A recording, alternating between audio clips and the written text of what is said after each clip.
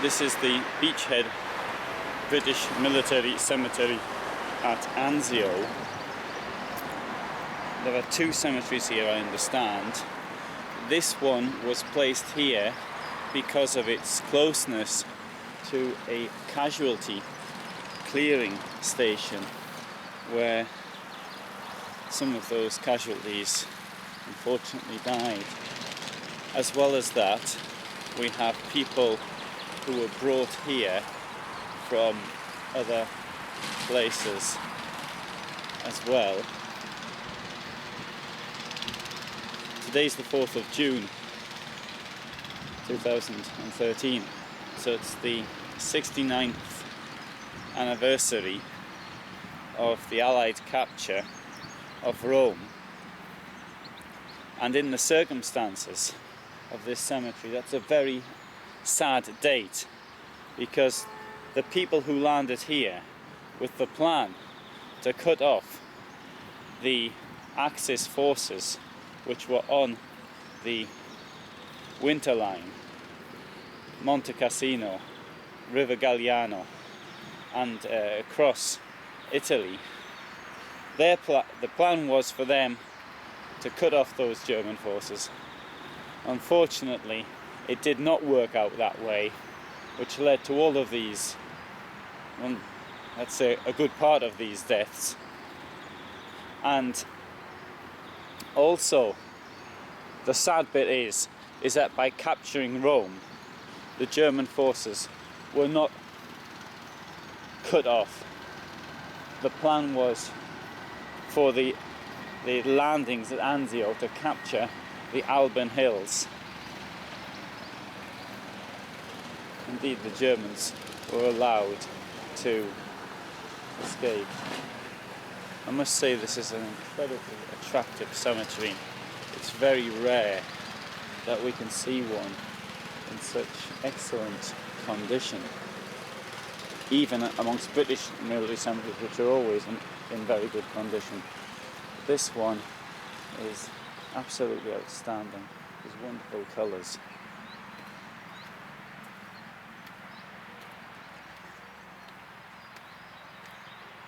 The weather, of course, wasn't this good when they landed. It got pretty cold, snow, and no cover.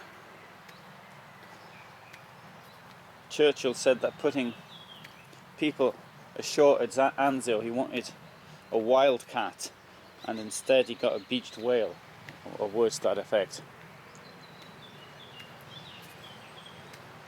Indeed, on the 22nd of January, Kesselring acted totally different to the Allied forces. He heard at 3 o'clock, and by 5 o'clock he had German troops on the move.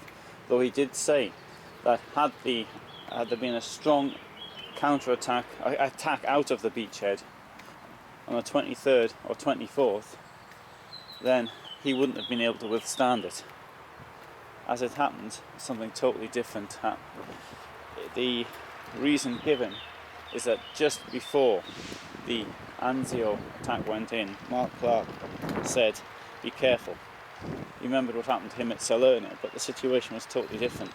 At Salerno, it was clear that the Germans were expecting the Allies to land. Here, there's next to nobody. There's one person I saw interviewed, and he said that when they landed, they took one German prisoner, and he had been left behind to get some truck on the road.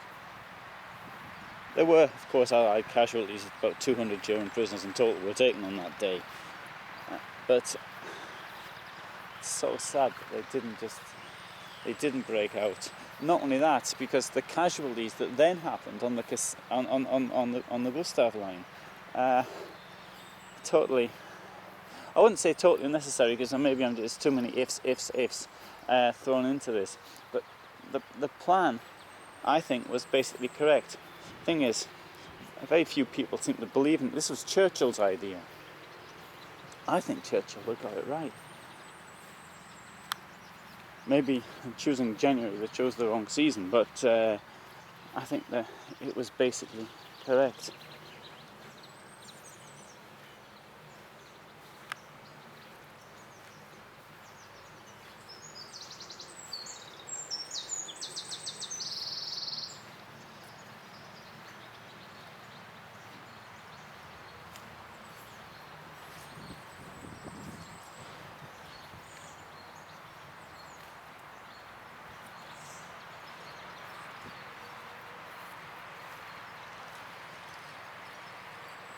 one of the people killed here was the father of the person from Pink Floyd. I can't remember his name now. He sat next to me, the Pink Floyd person sat next to me in the England versus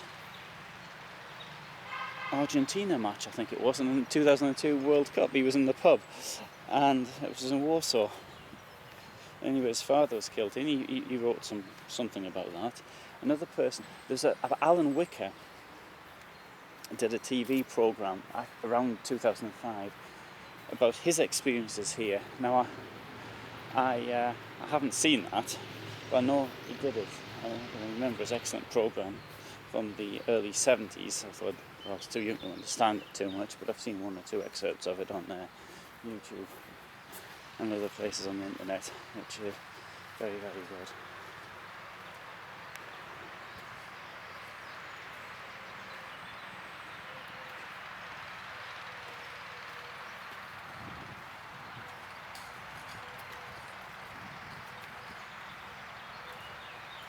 Very, very colourful, very nicely done. I'm going to congratulate the gardeners for their excellent job.